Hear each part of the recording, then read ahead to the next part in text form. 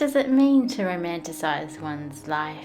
To me, romanticizing life is ultimately an intention, a practice, an art form. It starts with the craving to savor life more, to live life in a slower, more mindful way, filled with moments with more presence and gratitude and less distraction and haste. Taking the most mundane, everyday tasks and enjoying the process of them, for it is but a piece of the puzzle of what we call our life.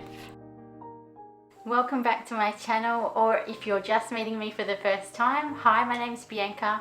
I'm an Australian YouTuber with a passion for minimalism and living simply. So if those topics interest you, I invite you to hit the little red subscribe button down below and the notification bell so you never miss an upload.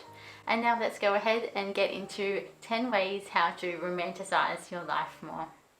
So number one is adding in some more you time to your life every single day, just for you. The amount of time and the particular time of the day that you set aside time for yourself is really going to depend on your lifestyle, your work, your family obligations, etc. So that's something you'll need to work out for yourself, but I am going to give you some examples of what could work in your life, even if you have a really busy work schedule or even kids.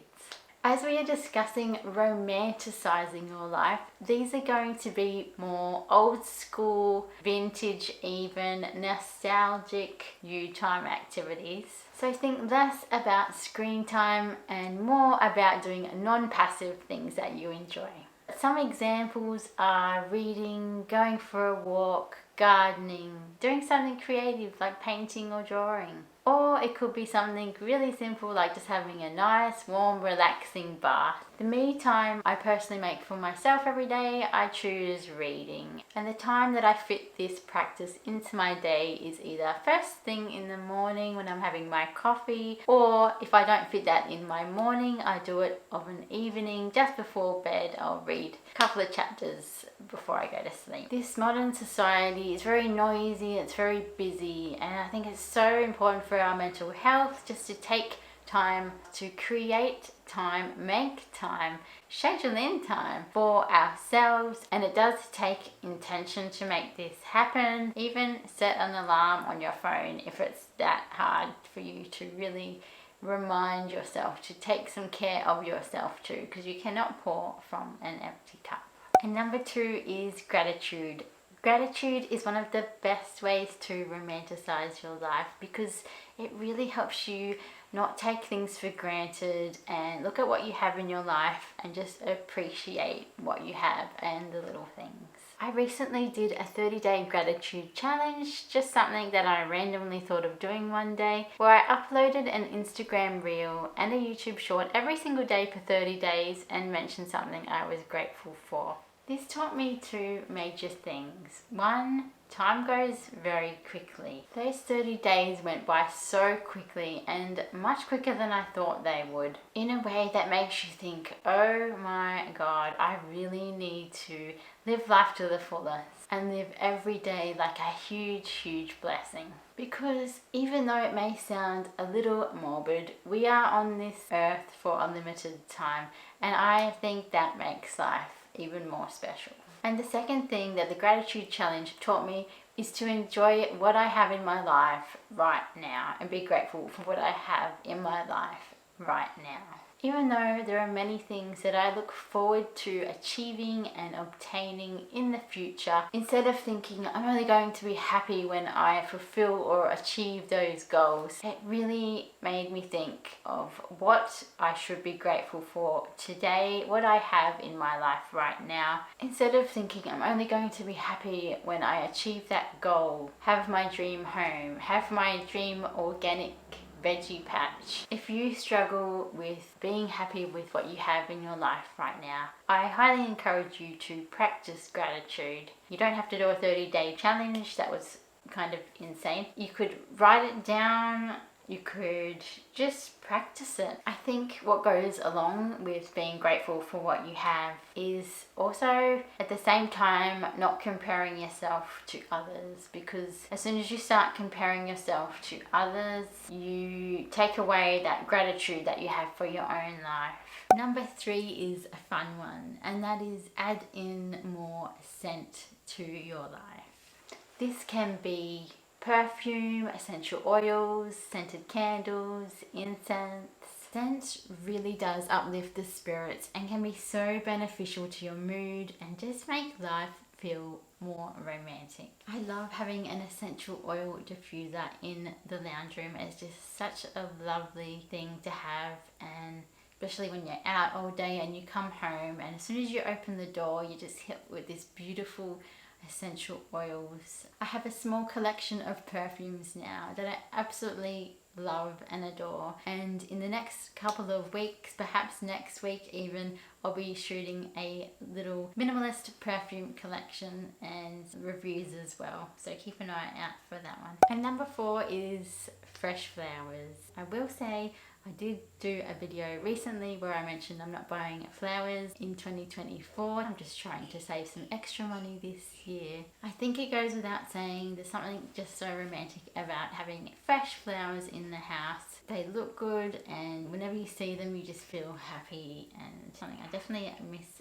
doing, but I thought I would put it in this list because it's definitely a beautiful way to add in more romance to your life. And if you are after something more long lasting, no, I don't recommend plastic flowers, but I do recommend potted flowers that you can love and grow and nurture, and they can last a lot longer obviously than cut flowers. And number 5 is nature walks. Exercise makes us feel so good. It gets those endorphins going, and when you do exercise in nature it elevates it to another level in my opinion. When I think of romanticizing life I always think of nature because to me it's the quickest and the easiest way to feel happier, to feel calmer, and all around just love life more.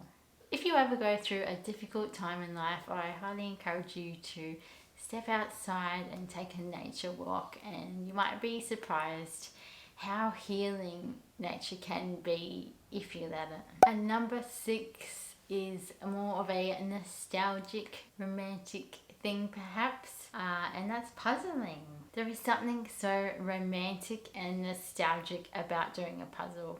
I think it's because it's a luxury. It's very similar to reading. It doesn't have to be done. It's just one of life's simple little pleasures. It's not a task. It's not a work-related thing to do. It's just purely for enjoyment. It's for yourself. I recently finished this beautiful puzzle, although you will notice there is one little piece missing thanks to my puppy Cora. I have a feeling she may have eaten it because I got home one day and there was a bite in one of the puzzle pieces, and I thought, well, if she's bitten one, I dare say she's at least tried to eat one, but safe to say I don't think she'll be eating anymore because I don't think she liked the taste of it. Puzzling is a great way to slow down in this busy, fast-paced world. Sometimes I'll put on some music or have a YouTube video going in the background. It's just a really nice way to romanticize your life a bit more. And number 7 is probably an obvious one, but it's take a nice hot bath. Something very, very romantic about having a nice bubble bath, or what I like to do is use the Epsom salts. Good for your muscles as well, especially after all those nature walks. Have some candles going, perhaps some music, read a book, read a Kindle, just don't drop it in the water of course. Something that I bet you maybe you don't do enough of, something I probably don't do enough of either, but I definitely want to start doing that more. Maybe like once a week or something like that. And number 8 is cook something from scratch. So over the weekend, my fiance Keelan and I, it was his idea actually, we made some pizzas all from scratch. We made the bases, we made the tomato sauce, and they were so good, and it was just a very romantic thing to do when talking about romanticizing your life. It doesn't have to be just for yourself. If you're in a relationship, you can add in some more romance by cooking together, or if you are single, it's still a beautiful thing to do, and I definitely did that when I was single. I loved cooking something from scratch for myself or for family or friends as well. If you've cooked something from scratch lately, let me know in the comments below. I'm getting really hungry talking about food now. It's almost dinner time.